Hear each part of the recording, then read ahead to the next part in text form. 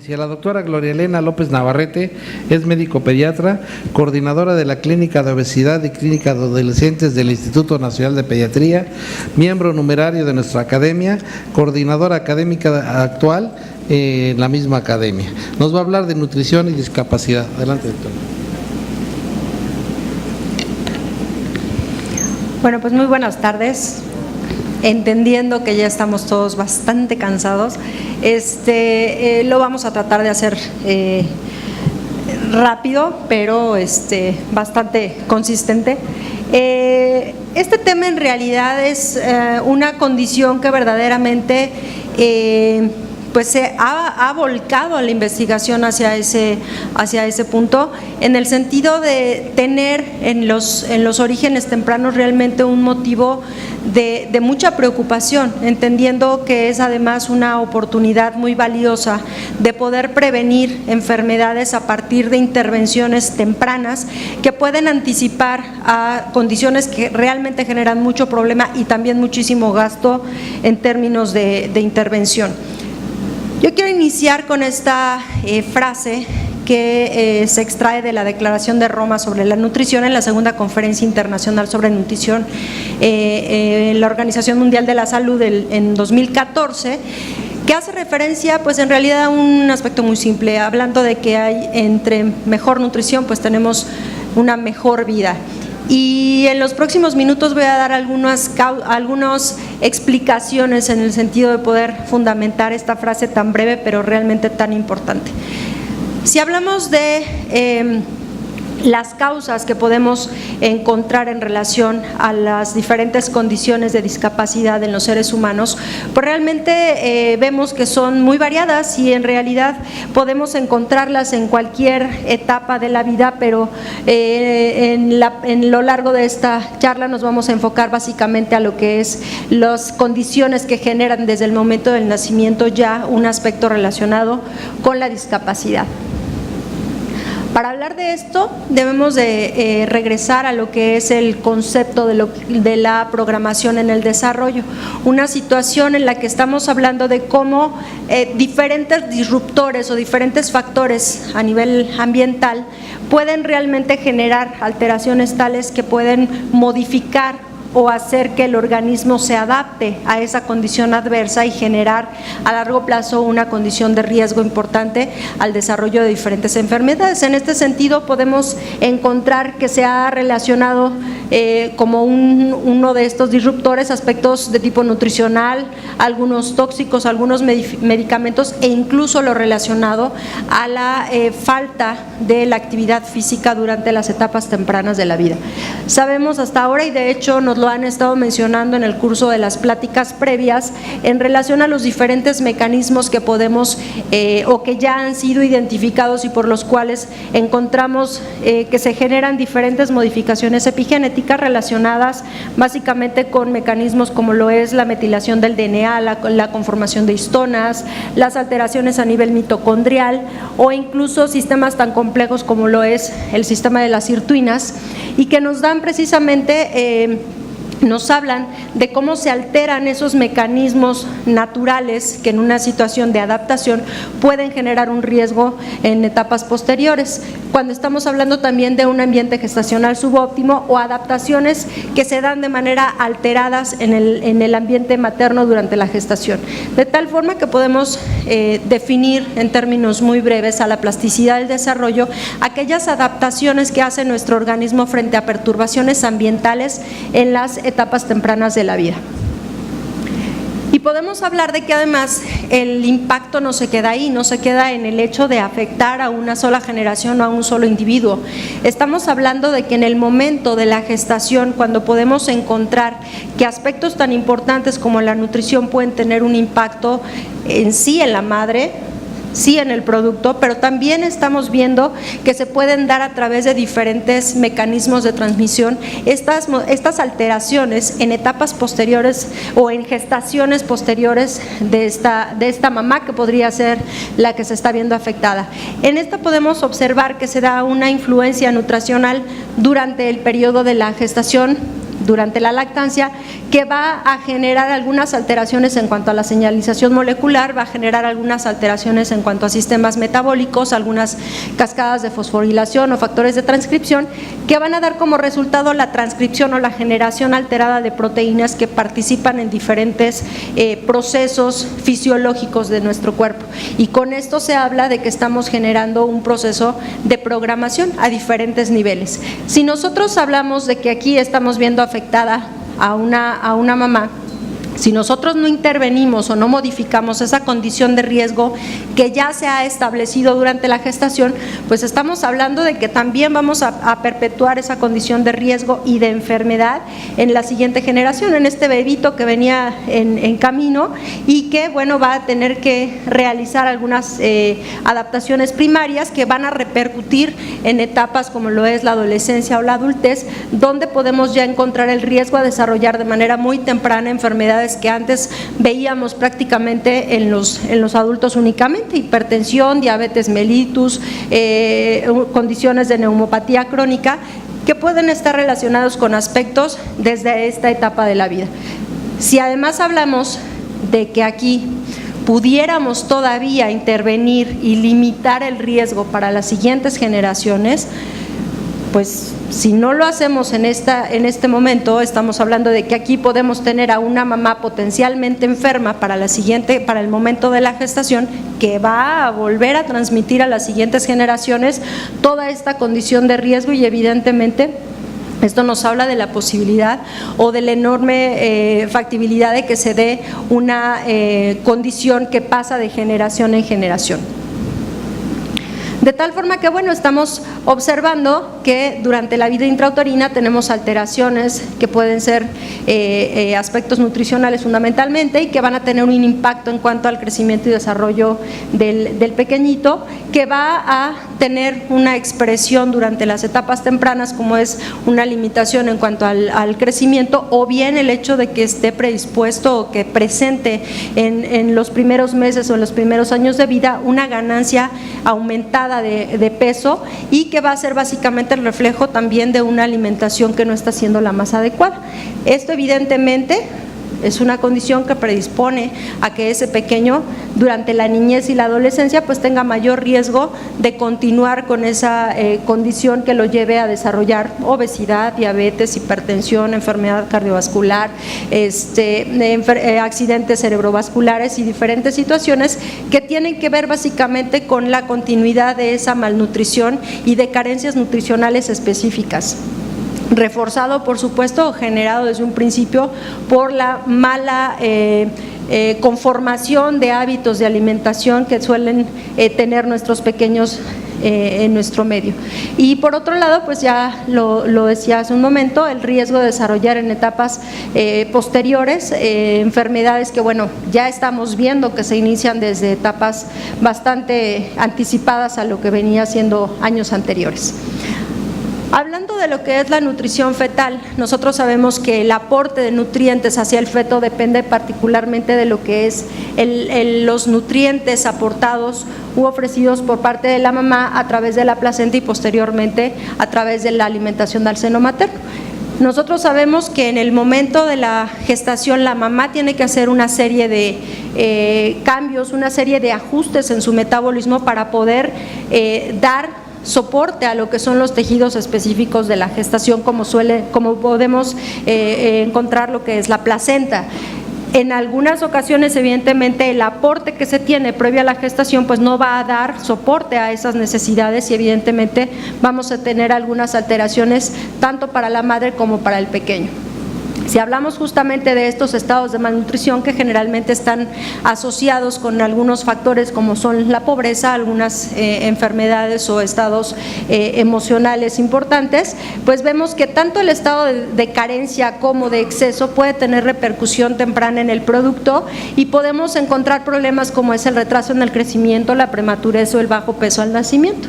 Y en el momento que estamos observando un exceso, también vemos que son pequeños que nacen nacen con un exceso de peso, que están expuestos a condiciones de hiperglicemia, por ejemplo, en un estado de diabetes gestacional, y que también pues van a sufrir el efecto de una mamá que haya ganado una cantidad importante de peso al curso del embarazo. Esto en el momento del nacimiento pues sabemos que puede tener repercusiones muy importantes, desde el hecho de que se puede expresar alguna malformación congénita o bien condiciones que favorezcan aspectos como la asfixia, que ya nos platicaba hace un momento el doctor Cardona, que tiene una repercusión importante hablando en términos de discapacidad, aspectos como es daño cerebral y por supuesto la expresión máxima de discapacidad. Si hablamos en términos de más a largo plazo, estamos hablando del riesgo que tiene ambos casos de malnutrición a desarrollar enfermedades crónicas en etapas tardías, tanto a nivel orgánico como a nivel emocional o de enfermedades que pueden llegar a limitar el desarrollo de una persona. La condición de la malnutrición es algo que generalmente asociamos básicamente relacionado a lo que es el aporte de los macronutrientes. Sin embargo, es muy importante considerar el hecho de que en estados de carencias nutricionales específicas también podemos tener un impacto importante, en el sentido de que, bueno, son órganos que están desarrollándose en un producto y que evidentemente requieren de cierto tipo de nutrientes específicamente y que pueden tener un impacto frente a estas deficiencias. En México esto es una condición muy importante porque podemos ver que el 15% de las mujeres en edad reproductiva son portadoras de anemia, que hay deficiencias muy importantes, por ejemplo, hablando de hierro, de vitamina E, vitamina C o vitamina D, que como sabemos son nutrientes que participan de manera muy importante en lo que es el crecimiento y el desarrollo de los órganos en el feto. Hablando específicamente de esto, se ha encontrado que diferentes nutrientes pueden dar como resultado un impacto importante en cuanto al desarrollo de estos órganos. Si hablamos, por ejemplo, de las deficiencias de hierro o deficiencias de zinc o deficiencias de vitamina A o vitamina D, se ha encontrado afectación, por ejemplo, en el tejido renal, donde podemos observar que se da un desarrollo de menor número de nefronas, o qué decir a nivel pancreático, donde también se ha asociado que hay un subdesarrollo de las células beta del páncreas, y que evidentemente son condiciones que pueden manifestarse o tener una expresión temprana en cuanto a aspectos de resistencia periférica a la insulina, y que al final pues nos van a hablar de la posibilidad o del riesgo de que desarrolle enfermedades como la hipertensión y el síndrome metabólico. Hablando específicamente de los aspectos neurológicos, sabemos que hay nutrientes específicos que van a favorecer lo que es el desarrollo del sistema nervioso. Específicamente tenemos algunos aminoácidos como la lisina, la metionina, algunas vitaminas, particularmente el complejo B, el ácido fólico, la biotina, colina, betaína, algunos minerales que van a participar particularmente en lo que es la presentación de algunos patrones de silenciamiento del DNA, es decir, esta situación en la cual estos nutrientes permiten que se metilen o se desmetilen algunas fracciones de nuestro DNA y permiten que se expresen o no algunos genes de riesgo o protección. Cuando hay algunas deficiencias en este campo, podemos encontrar patrones disfuncionales que pueden dar como resultado alteraciones que condicionan un riesgo o que pueden ser la expresión o el antecedente previo a la expresión de una enfermedad. En este sentido, podemos ver que cuando tenemos una agresión al sistema nervioso central podemos tener un impacto, secuelas globales o específicas dependiendo del sitio que se esté viendo afectado a nivel cerebral, a nivel de la corteza, a nivel del hipocampo, que sabemos que está altamente relacionado con proceso de memoria, por ejemplo, o las vías auditivas. Si a esto le sumamos que bueno, pueden verse agregados a algunos otros factores, pues tenemos obviamente una condición que facilita la expresión de todos estos defectos, como son malformaciones en el tubo neural, trastornos del espectro autista, maladaptación y condiciones que dificultan aprendizaje de habilidades sociales, trastornos del lenguaje, esquizofrenia, trastorno bipolar, depresión o el antecedente de accidentes vasculares cerebrales. Si hablamos, por ejemplo, de casos específicos y que ahorita mencionaba en relación a los efectos de tubo neural, podemos ver en esta gráfica cómo fue disminuyendo la incidencia de los efectos de tubo neural justamente cuando empieza a manejarse como una medida de salud pública la administración del ácido fólico a nivel poblacional, y que evidentemente tuvo un impacto importante en cuanto a la disminución de este tipo de efectos. Asimismo, podemos observar que puede haber también en relación a otros nutrientes una forma de poder realmente limitar el impacto que se puede tener ante la deficiencia, por ejemplo, de hierro, en un momento, en un periodo tan crítico del desarrollo del sistema nervioso central, en el cual se empieza a desarrollar dendritogénesis, sinaptogénesis y todo lo que es la diferenciación de las células a nivel cerebral y el desarrollo de este sistema, y que puede dar como resultado, frente a una carencia de cualquiera de estos nutrientes, pues un impacto importante y alguna condición de discapacidad. De tal forma que, bueno, vemos que hay en relación al aporte de los macro y de los micronutrientes relacionados con algunas situaciones que nos pueden dar tanto generar el problema por disminución de los aportes o por incremento en las pérdidas de estos nutrientes o aumento en los requerimientos cuando estamos hablando de procesos patológicos, una condición que va realmente a ser pues determinante en el sentido de que pueda ser una causa directa para el desarrollo de alguna discapacidad neurológica prácticamente en cualquier momento de nuestra vida, y que va a integrar un círculo vicioso cuando estamos hablando de condiciones tan relacionadas como son directamente la malnutrición y la discapacidad neurológica.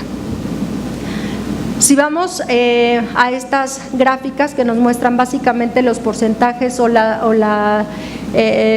condición de discapacidad de diferentes tipos que encontramos en nuestro país, podemos ver que, bueno, para empezar vamos a encontrar un porcentaje mayor al 100%, porque hay muchas personas que podemos encontrar que tienen no una, sino más áreas afectadas en diferentes aspectos. Si hablamos, por ejemplo, de lo que son las discapacidades relacionadas con las funciones neurológicas, estas pueden tener relación con diferentes cuestiones, particularmente son malformaciones congénitas que pueden dar como resultado trastornos conductuales, trastornos en el desarrollo mental, trastornos cognitivos o emocionales, que evidentemente van a ser condiciones todas estas que pueden expresarse, como ven, de diferentes maneras, en la dificultad para caminar o para desplazarse, para atender o para cuidar la salud o para tener la capacidad de aprendizaje, y evidentemente pues son condiciones que son determinantes para el desarrollo sobre todo social de un individuo. Si hablamos, por ejemplo, de la discapacidad visual, que sabemos que es un problema también importante, tiene que ver básicamente con deficiencias específicamente de hierro. En el caso de esta deficiencia, mencionaba ya hace un momento, estamos hablando de que el 15% de las mujeres en edad fértil son portadoras de esta deficiencia. Se ha encontrado que los productos de madres que cursan con esta pueden mostrar en estudios de potenciales evocados una condición de conducción más lenta, y que también pueden ver alteradas otras funciones que están relacionadas justamente con esta deficiencia, o manifestar como tal deficiencias en cuanto a la producción de algunos neurotransmisores dopaminérgicos, y pues también expresar una deficiencia en esta capacidad del ser humano. Si a esto le sumamos que puede ser un individuo que puede haber tenido diferentes factores, como puede ser además prematurez o el hecho de cursar con hipotiroidismo o haber cursado con asfixia, con incompatibilidad de RH, pues ahí ya le estamos sumando otros factores de riesgo para el desarrollo de esta discapacidad, que curiosamente también pueden tener como fondo una deficiencia nutricional, como puede ser el caso del ácido fólico, el yodo, la deficiencia de vitamina A o de vitamina D. Cuando hablamos de lo que es la deficiencia auditiva, que bueno, ya nos mencionaron ahorita la importancia que tiene este sentido, estamos viendo que evidentemente, bueno, es una discapacidad que afecta y limita de manera muy importante al individuo, porque le condiciona el hecho de no poder desarrollarse y de no poder socializar de una manera adecuada. Esta deficiencia de vitamina A podemos encontrar, por ejemplo, que va a expresarse también como una condición que va a manifestar disminución en cuanto a los potenciales evocados auditivos, también relacionados con la deficiencia de hierro. Podemos ver que es una deficiencia realmente muy importante en nuestro medio y que además va a tener un punto clave en cuanto a lo que es el desarrollo de los órganos del oído interno. Aquí lo que comentaba, la deficiencia relacionada con el hierro y que puede también expresarse, como decía, en cuanto a deficiencia de neurotransmisores. Como vemos, puede ser la discapacidad una condición que pueda tener una serie de factores etiológicos y realmente una complejidad pues muy interesante en el sentido de poder comprender el problema, pero también de poder identificar los puntos en los que debemos actuar. Si vemos realmente estos esquemas, podemos identificar todos los puntos en donde podemos realmente actuar y que debemos además entender que es importante el hecho de poder manejar o de poder integrar intervenciones que involucren a diferentes sectores. Evidentemente es importante el hecho de poder desarrollar aspectos de investigación. Hay programas a nivel nacional que ya están abarcando estas modificaciones y que también en diferentes intervenciones o en diferentes programas alrededor del mundo se ha visto la necesidad de las intervenciones en las diferentes etapas de la vida. De tal forma que, bueno, para concluir es importante que nosotros entendamos que la prevención debe ser una prioridad y que establecer los procedimientos para identificar las deficiencias nutricionales específicas puede ser un medio que realmente nos ayuda a limitar estas discapacidades. Identificar oportunamente las alteraciones del desarrollo y el impacto en la salud pública pues obliga definitivamente a integrar programas de intervención intersectorial importantes. Para terminar, básicamente agregar a esta sencilla frase el hecho de que, bueno, una mejor nutrición desde etapas tempranas puede garantizarnos una mejor calidad de vida. Muchas gracias.